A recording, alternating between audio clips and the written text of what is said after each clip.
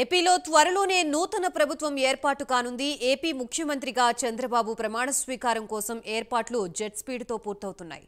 గన్నవరం విమానాశ్రయం సమీపంలో ఉన్న కేసరపల్లి ఐటీ పార్క్ వద్ద జూన్ 12న ఉదయం చంద్రబాబు ప్రమాణ స్వీకారం చేయనున్నారు. అయితే సీఎంగా చంద్రబాబు ప్రమాణం చేసిన తర్వాత ఏ ఫైల్స్ మీద సంతకం చేస్తారనే అంశం ఇప్పుడు ఆసక్తిగా మారింది.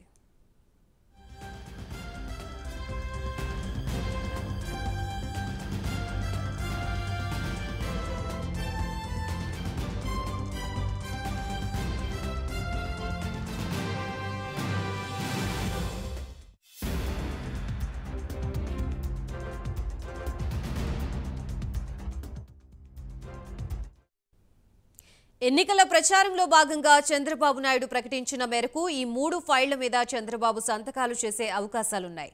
ముఖ్యమంత్రిగా చంద్రబాబు నాయుడు ప్రమాణ స్వీకారం చేసిన తర్వాత తొలి సంతకం మెగా డిఎస్సీపై ఉండనుంది. ఎన్నికల సమయంలోనే చంద్రబాబు ఈ విషయాన్ని స్పష్టంగా ప్రకటించారు.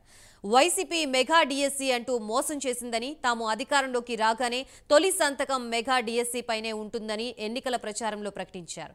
ఈ నేపథ్యంలో చంద్రబాబు మొదటి సంతకం మెగా డిఎస్సీ పైనే ఉండే ఛాన్స్ ఉంది.